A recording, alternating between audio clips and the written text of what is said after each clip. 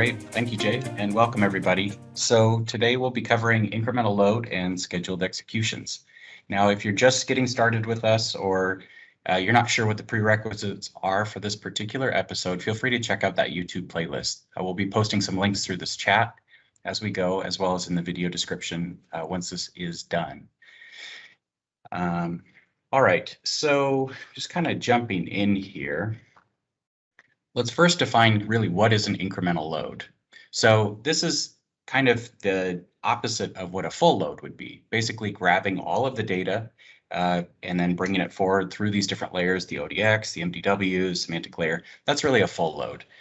For performance reasons, though, we also have incremental load. This is basically looking at the delta, the change between two data sets. So let's say I have a sales transaction set, maybe it's billions of rows, something truly large, and then we're just looking to, pull every 15 minutes, what are the latest transactions? Incremental load would be a great way to do that because it will be much, much more performant. Now, I do want to make one first point here, which is these things are not in opposition. You could easily set up both incremental load and say like a weekly full load, just to make sure you are capturing all of those records. And as we go through, if you have any questions, please do pop those in the chat. We'll be getting to them as we can go. So in today's example, I'll be working with a REST API, pulling it through the, sorry, I was trying to multitask. I saw this question.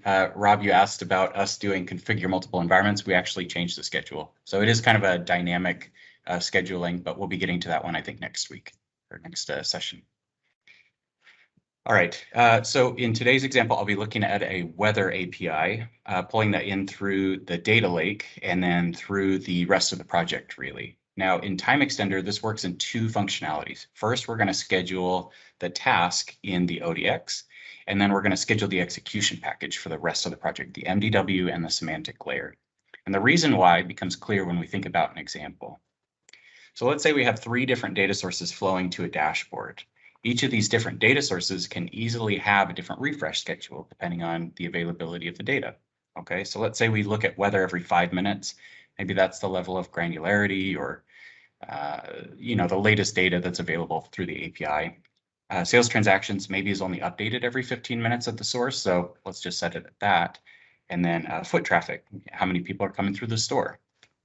Now, when we think about our end users in this dashboard, maybe we want to just grab the latest changes. So we'll do 3 cycles of API and 1 cycle of sales transactions every 15 minutes, disregarding this foot traffic. Now, in the older versions of TimeXtender, it was a bit more work to get this kind of setup.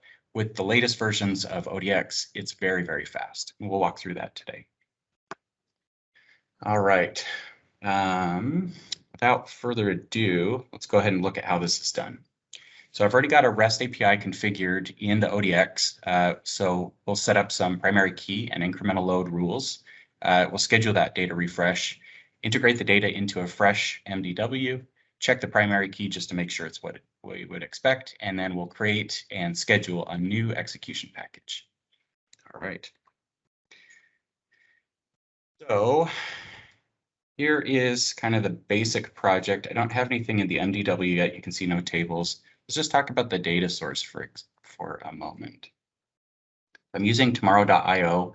I had used different weather APIs in the past. This one seemed to be pretty performant. What I liked about it was there was a limit of 25 calls at the free tier, which I thought would be great for this demo. Now, since I've been prototyping, I decided to go with the paid tier. But again, this goes to that scheduling aspect of when I want to think about how often I'll pull that data in. This could be one of those factors, right? If I'm hitting an API that I'm not paying for, maybe I want to set it well within that threshold so that I'm getting a more periodic result, not exhausting it, say, in the first 40 minutes and then having a gap in data for 20 or so. All right. So when we go to set this up, I've already got Seattle weather. It's already set with a sync and transfer task. The first thing that we'll do is go ahead and just execute this transfer task the first time to initiate the manual pull. We'll take a look at that in SSMS just to make sure that everything is flowing correctly. It should only take a few seconds.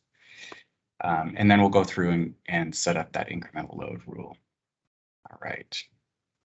So it looks like it was successful. Great. When I go over into SSMS, I'm just going to refresh this. Yeah. And we'll be able to see that table. Now, incremental load is going to handle several different pieces. If there's schema drift, it will basically cause a new full load for this table. So in the ODX, it will look really clean. If you look in the actual database itself, you'll see numerous copies. At that point, you're just going to want to look for the latest timestamp. You'll see it here at the end. But if we open this up, we'll see. Okay.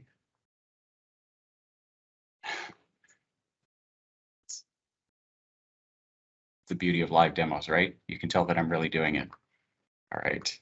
So I did mess with the changing around some of these databases. So I'm just going to try and synchronize and execute and see if that works.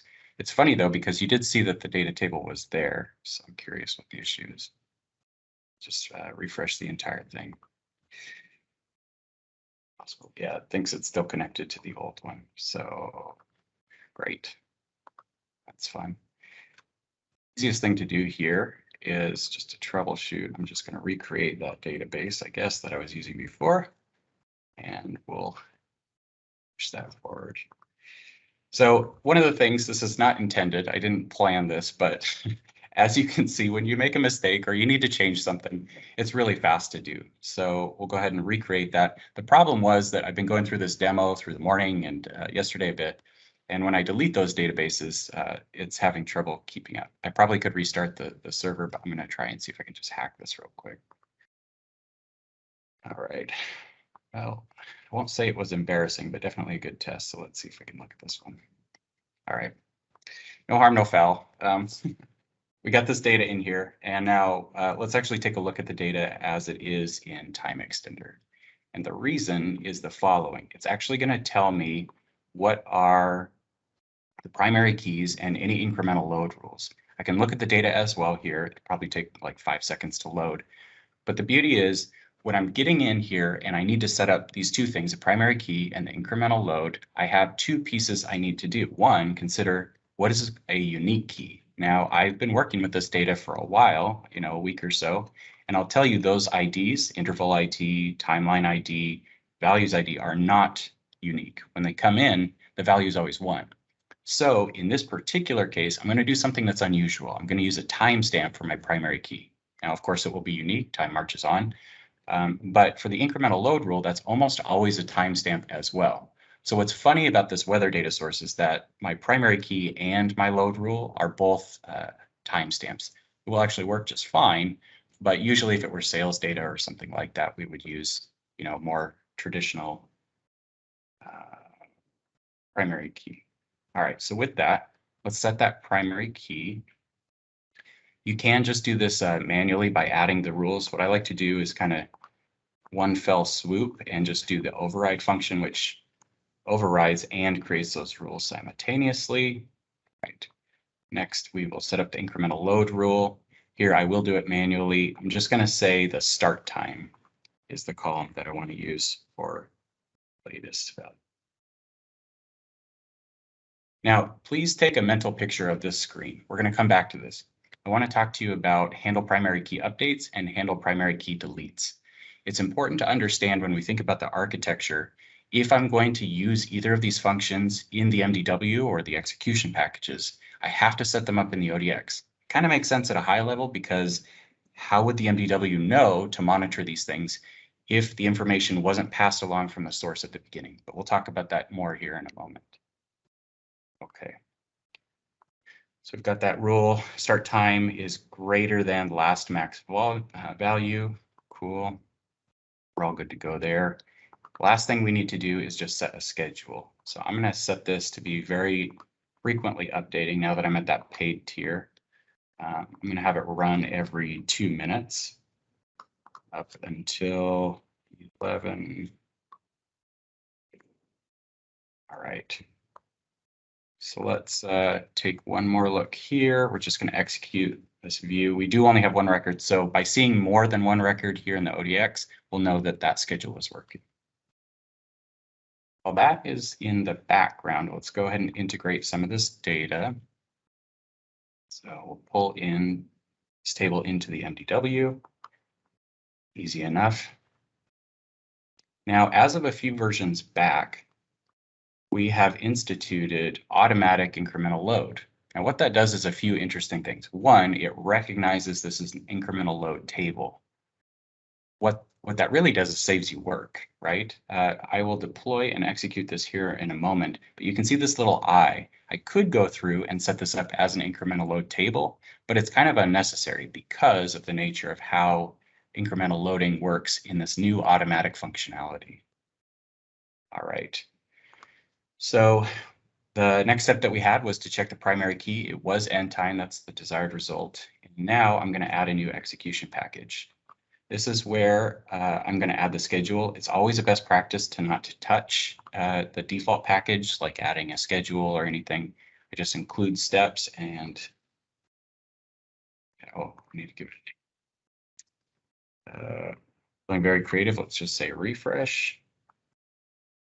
I'll need to deploy for this to work. Okay, so let's add a schedule here to this new refresh package. It's going to be very prescriptive starting right now. Let's do kind of the same as we did before. And do it every 2 minutes as well. Now, it's important to note also on your refresh schedules to not have ODX or MDW generally scheduling less than a 2-minute cycle. It's possible for it to work, but you may experience some sort of transient errors. The bigger deal is that the system is only scanning for updates about every 1 to 2 minutes. So that's why you may see some fault.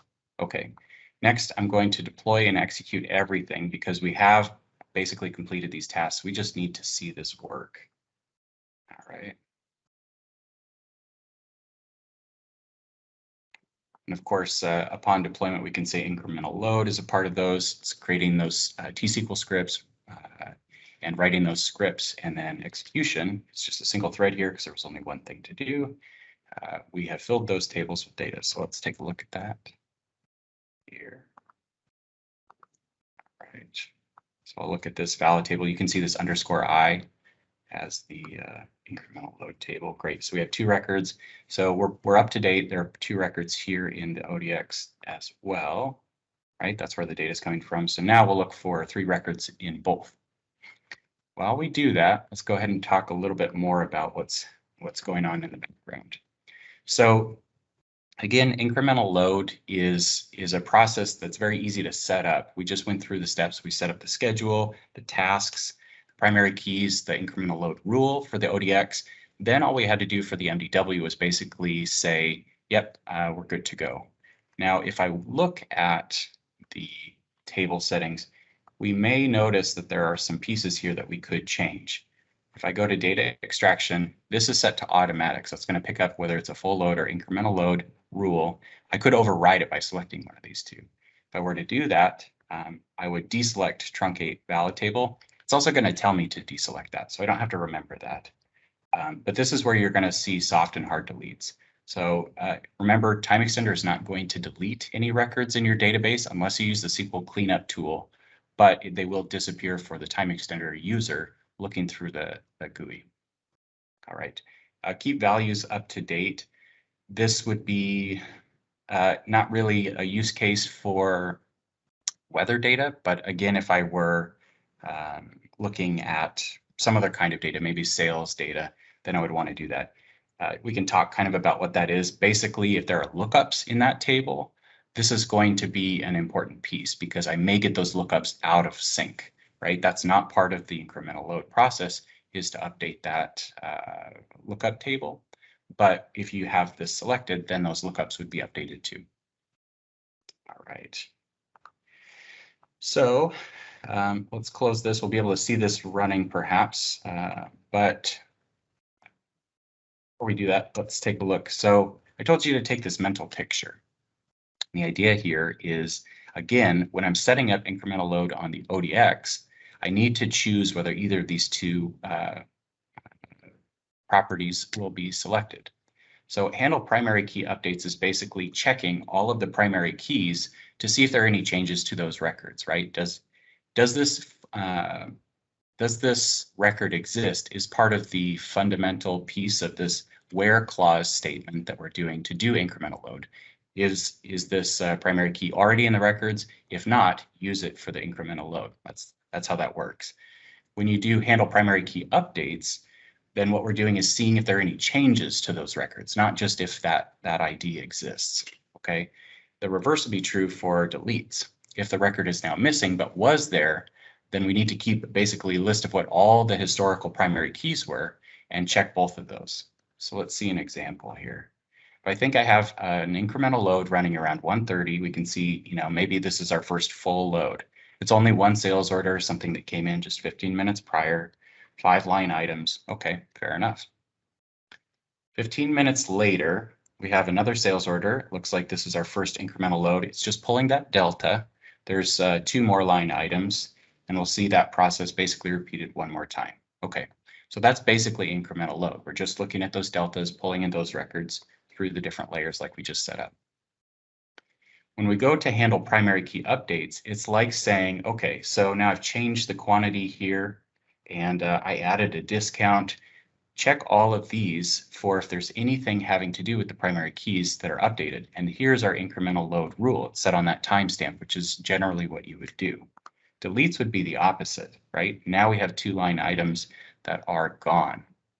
And again, if this is not set up in the ODX, I can't tell the MDW to set that rule because it's not going to have that data. It's not going to know in the back end how this works. All right. So just to kind of review, if your final data kind of looked like this, maybe you're doing a weekly full load, which could be a great idea, capturing all of these changes. If there was some error that passed silently or one of the executions that didn't run, you want to think about how you're incorporating that. The important thing to know is it's not just a no-brainer that you would turn this on. Handling primary key updates will not cause any significant impact performance. However, handling deletes will, right? The way that this would work is because primary key updates is already basically a part of that system. If I have that selected in the ODX, the MDW will be a very low overhead. But if I handle deletes, that could significantly impact performance. So I wouldn't want to do that unless that really made sense for my use case. All right, so I would love to invite anybody who has questions to feel free and put those in the chat now. Otherwise, if you do have any ideas for future episodes, we'll get to those in the community. Before I do that, though, let's check and see if this process worked. All right, so we can see that the transfer, I just saw that kick off. Let's take a look one more time here. We are in the ODX, I'm gonna execute. Great, we have 5. All right, moment of truth, let's see. All right, beautiful. We could also see that here in the MDW. We can see those 5 records. Great, so we're running every 2 minutes. We can see these timestamps. I think these are out of order. Nope, they're in order. Great. Cool. We met our task. Nice work, Taylor. Hey, I think we might have set a little bit of a record. Oh, wait, we have a question from Rory. Okay. Will this kind of tight scheduling result in locking issues?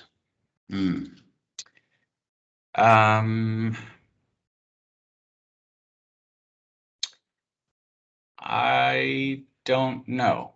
I don't think so. But let me get back to you on that. Let me take that as a note. What do you mean by that, Rory? Can you add any more? He says dirty reads are still in the future.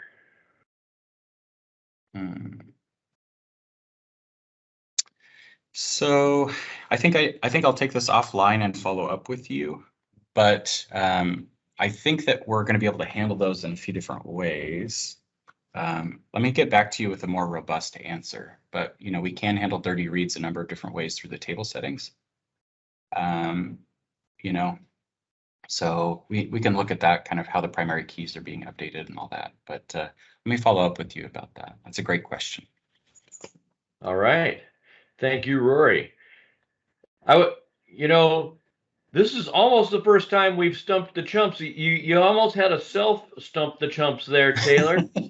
And It's not the way we envisioned it when we thought of Stump the Chumps, and you sorted it out. So there was no stumping involved. So nice work. Nice work on that. Thank you. We do have a Stump the Chumps question, though, from Rebecca Moser. Do you want to launch into that, Becky? Yeah, absolutely. Thanks, Jay. And great presentation, Taylor. That was really awesome.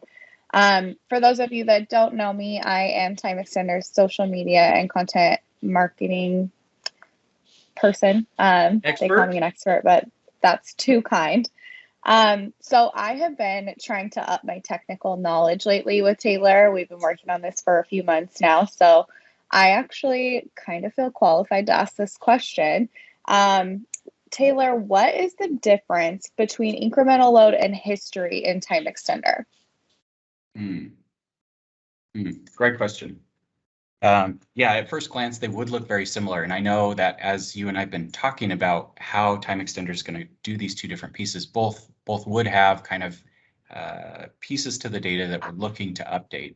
But at their core, they serve totally different functions.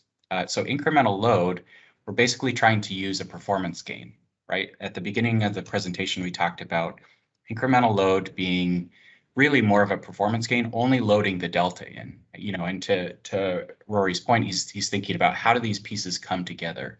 How do we think about, dirty reads or anything moving from one system to the next? The idea with incremental load is just loading the data deltas. Now with history, if I were to turn this on, I'm actually going to do something a little bit different. I'm going to pick more specifically what and when I want this to update. So that gets more into like slowly changing dimensions. For weather, it doesn't really make sense, right? And weather may have not been the best example. We can see that it loads very quickly, right? The weather's always changing. But with history, say we have sales performance. So you and some of your other colleagues are selling, you're updating your numbers. We want to look at these different types of fields. So we'll set our natural key. We have type 0, type 1, and type 2. Of course, type 0 is more or less ignored. Type 1 is updated, but it won't create a new record. With type 2, it will actually initiate a new type of record. And we should probably do an actual TimeXtender Tuesdays episode about history and slowly changing dimensions. I don't know that I'm throwing enough at you right now, but the way that this would work is incremental load is only pulling in what that current record is. History would actually create new records depending on how I'm tracking that. Okay. Interesting. Okay, cool. Yeah, I'm looking at these fields. I'm trying to think what would make the most sense for whether since we've already used our timestamps, I think it probably wouldn't make any sense. We'd need to think probably more about a full-scale demo to show you something that would be changing. I have some ideas, but great question. Does that make sense? Yep. Well, that was a 2-for-1 in that we got a great question and a possible topic for a future episode. We put in a link in the chat for our survey. If you would be so kind as to go in and suggest any other topics you'd like us to do in the future, we'd be eager to update our future schedule. We also have some terrific online classes for TimeXtender, so we will post up a link for that as well. So you can pursue your TimeXtender certification. All right, do we have any other questions? I don't think I see any others here. Any other questions for the good of the order? If not, we'll wrap up just a couple minutes early this time. Oh, all right, all good. Well, like I said, we'll be posting this video up later today and sending out the link to the playlist. You can see all of our other 8 episodes there, and we'll be back again in 2 weeks for the next episode of TimeXtender Tuesdays.